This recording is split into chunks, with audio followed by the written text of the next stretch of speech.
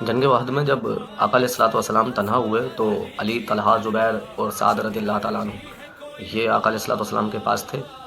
حضرت علی رضی اللہ تعالیٰ عنہ جب دشمنوں سے جنگ فرما رہے تھے تو آپ کی تلوار مبارک ٹوٹ گئی۔ عرض کی یا رسول اللہ میری تلوار ٹوٹ گئی، تو آقا علیہ الصلوۃ والسلام نے کھجور کی ٹہنی عنایت فرمائی، مولا علی شیر خدا پھر اس سے لڑے۔ جب اللہ نے یہ شان کریمی محبوب کی دیکھی اور محبوب کی بہادری دیکھی تو جبریل علیہ السلام سے فرمایا کہ جبریل جنت چلے جاؤ اور ایک تلوار جس کا نام ذوالفقار ہے وہ جا کر کے شیر خدا مشکل کشا رضی اللہ تعالیٰ عنہ کے دست پاک میں عطا کر دو، یعنی دست پاک میں ہاتھ مبارک میں دے دو۔ حضرت جبریل روح الامین علیہ السلام جنت میں گئے اور آپ نے تلوار لی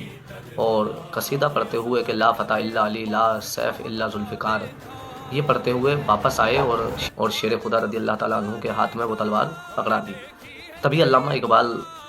علیہ رحمہ آپ فرماتے ہیں کہ شاہ مرداں شیر یزداں قوت پروردگار، لا فتح الا علی لا شیف الا ذوالفقار، یعنی علی کے سوا کوئی بہادر نہیں ہے اور ذوالفقار کے سوا کوئی تلوار نہیں ہے۔ اچھا، اس کا وزن 4 کلو 820 گرام، لمبائی 185 سینٹی میٹر اور چوڑائی 24 سینٹی میٹر تھی۔ اس کا رنگ زرد تھا یعنی ہرا تھا۔ اب یہ تلوار جو ہے آقا علیہ الصلوۃ والسلام کہ اس مرد مجاہد شیر خدا پہ رہی۔ اس کے بعد پھر امام حسین پاک علیہ السلام نے کربلا کے میدان میں ظہور دکھائے۔ پھر بتایا جاتا ہے، روایتوں میں آتا ہے کہ جب امام حسین علیہ السلام جب کربلا کا میدان ختم ہوا اور امام حسین علیہ السلام نے جامِ شہادت نوش فرمایا تو اس کے بعد پھر اسے روح الامین بتایا جاتا ہے کہ جنت سے لے کر کے آئے تھے اور جنت میں ہی اسے لے گئے۔ اور روایتوں میں آتا ہے کہ حضرت مہدی علیہ السلام کا جب ظہور ہوگا تو اللہ تبارک و تعالیٰ یہ سیف جو کہ حضرت شیر خدا مشکل کشا نے اور کربلا کے میدان میں امام پاک نے چلائی تھی وہ امام مہدی علیہ السلام کو دے دی جائے گی، عنایت کر دی جائے گی، جس کی وجہ سے آپ دنیا کو بھی فتح کر لیں گے اور آقا علیہ الصلوۃ والسلام دین محمد صلی اللہ علیہ وسلم بھی پھیلا دیں گے۔ اللہ پاک کی بارگاہ میں دعا ہے کہ اللہ تبارک و تعالیٰ ہمیں تمام فتنوں سے بچنے کی توفیق عطا فرمائے اور فتنہ دجال اور عذاب قبر سے محفوظ فرمائے اور اہل بیت کے صدقے میں زندہ رکھے، اہل بیت کے صدقے میں موت نصیب فرمائے، آمین ثم آمین یا رب العالمین۔ میں تھوڑی سی جانکاری اور دے دوں اس تلوار کے بارے میں کہ اس کی تاثیر یہ تھی کہ جب یہ چلتی تھی تو میں نے کتب کے اندر پڑھا ہے، کتابوں کے اندر، کہ یہ اس کی خاصیت تھی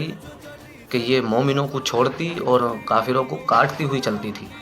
اچھا، شیر خدا مشکل کشا رضی اللہ تعالیٰ عنہ چلاتے اس طرح سے تھے اس کو، یعنی ترچھی، لیکن یہ کاٹتی اس طرح سے تھی، پہلے سر کاٹتی تھی، پھر دماغ کاٹتی تھی، پھر زبان اور منہ اور پھر گلا، پھر سینہ چیرتی ہوئی یہ پار نکل جاتی تھی۔ دوسری اس کی خاصیت یہ تھی کہ جب یہ چلتی تھی تو کاٹتی بات کو تھی برہنہ، یعنی ننگا پہلے کر دیتی تھی کافر کو۔ شیر خدا مشکل کشا رضی اللہ تعالیٰ عنہ نے جسے کاٹا، پہلے اس کے کپڑے یعنی پیرہن اس کے یہ جنگی لباس وہ ضرور زدہ ہوا تن سے، پھر اسے کاٹتی۔ ایک شخص آیا، اس نے عرض کی کہ شیر خدا رضی اللہ تعالیٰ عنہ میں نے سنا ہے کہ آپ کہتے ہیں کہ اگر میں تلوار پہاڑ پہ مار دوں تو پہاڑ ریزہ ریزہ ہو جائے گا، تو کیا